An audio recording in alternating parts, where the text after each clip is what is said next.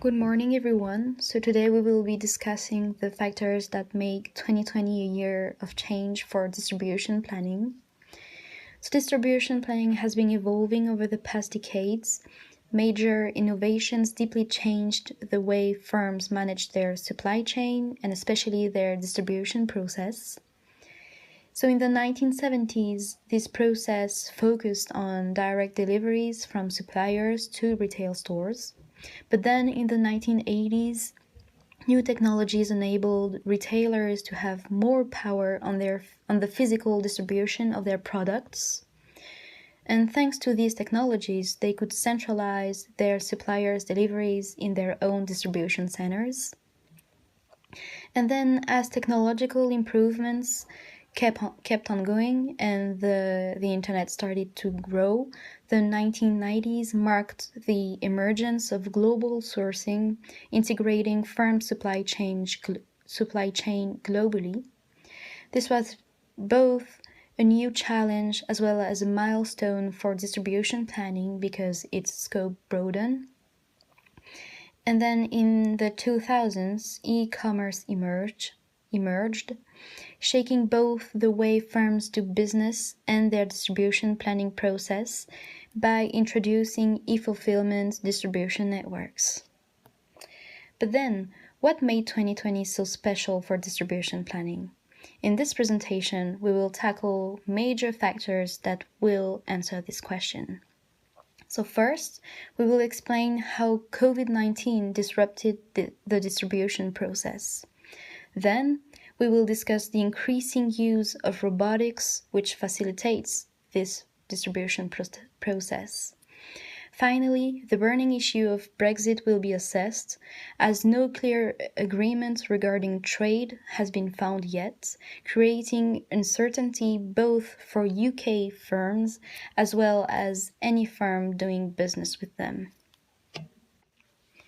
So now I will pass you on to Harry, who will be talking about the first factor that changed distribution planning this year, that is COVID-19. Thanks, Marion. Good afternoon, everyone. Today I'll be talking about the COVID-19 pandemic and the impact it played on changing distribution planning in 2020. So as we know, distribution workers became essential to the running of the world during the pandemic. Shopping for necessities like food, water and medicine was one of the only reasons people were allowed to leave their homes. Discretionary spending switched from places like shopping centres and shopping malls to being now all online, as people were not allowed to leave their homes. So, firstly, shorter lead times had to be implemented due to the pandemic. Lead times needed to be shortened to transport essential goods around the globe. A perfect example of this was the air bridge that was created between the US and Asia. FedEx air freighted goods like masks and gloves from factories in Asia to the US. This cut lead time significantly from weeks down to just several days. Next, I will be discussing how Amazon distribution changed and how COVID boosted the company's revenue significantly. So, as I stated previously, all discretionary spending was now online. This was great for Amazon and it grew the company even more. If you take a look at the graph here, you'll see that on Amazon Prime Day 2020, they sold $10.4 billion worth of goods, whereas on Prime Day 2019, they sold $7.16 billion worth of goods. This is an increase of 45.2% from 2019 to 2020. Amazon used their economies of scale to mitigate freight costs and keep their production costs low. Due to this huge increase, their production significantly increased also. They introduced things like real-time social distancing technology.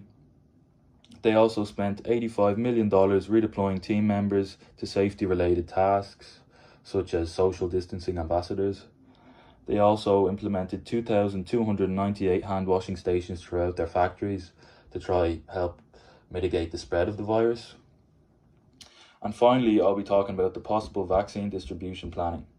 So recently, Pfizer have tested a vaccine that is 90% successful. However, this vaccine needs to be stored at minus 70 degrees Celsius. This leads to severe distribution planning being needed, such as gigantic network of freezers to try store this vaccine. However, also, transportation needs to be rapid for this vaccine as it is only in date for up to 5 days. So finding how to distribute the vaccine within 5 days, as well as storing it in extremely cold freezers, will be an extreme challenge to the company. That's all from me today. I will now pass you over to Ali, who will discuss how globalization and robotics changed distribution planning in 2020. Thanks very much, Harry. My name's Ali Tommy, and I'm going to be continuing on from where Harry left off. I want to start off with the requirements for distribution planning in 2020. So this is probably one of the most intense years ever, like Harry mentioned, with COVID-19, but also there's been advancements, and as the world continues to change, there's different standards that need to be met. So some of the requirements are to have fast decision making. This pretty basic stuff. You can't succeed in this modern day and age without fast decision making. To utilization of demand forecasting, planning initiation accuracy, cost awareness, customer service enhancements, and push or pull methods. Now these are the top 6 most important. Now moving on to robotics in the future. As you can see, this is the famous Amazon robot, the famous yellow or orange robot. There's 200,000 of these in the US as of January 2020. Now these robots were made by Coiva Systems, which was bought by Amazon back in 2012 for $775 million. At the start, Coiva Systems was only really recognized for manufacturing warehouse robots and supplying them to many different companies, but now Amazon has bought it, and yeah, they just make robots for Amazon, like this yellow one you see here. Now, as you can see, some of the benefits to having these robots, or some of the facts about them, is that they're actually filling up distribution centers and becoming more common. They're more efficient and they have better availability than humans. And in terms of manual handling, which is a big issue with the workplace and HR, having a robot that, you know, they can carry more load, they can move more load, it just makes it much easier.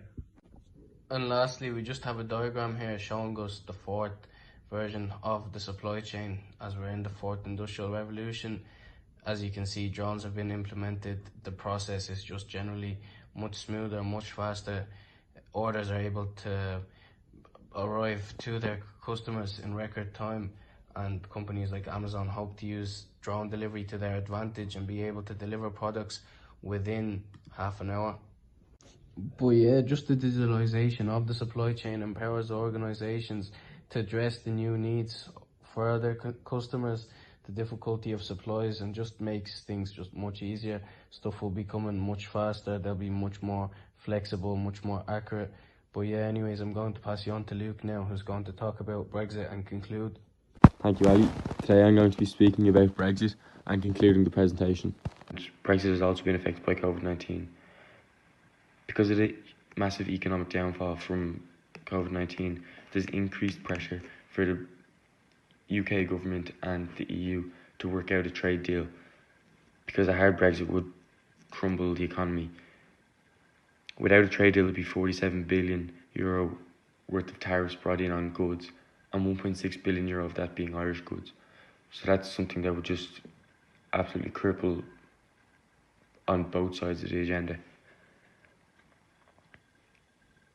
Because of the uncertainty around it all, though, and not knowing if there's going to be a trade deal, if there's not, a lot of businesses have resorted to stockpiling, which is basically just getting massive amounts of goods and keeping them stored in case they can't get them come the deadline when there is a deal or no deal.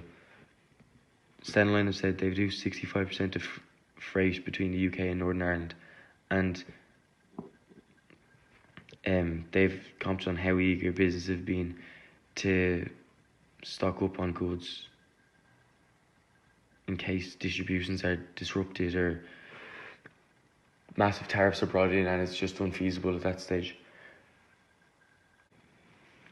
So just to conclude from Marion, Harry and Ali, obviously there was a lot of things that changed in 2020.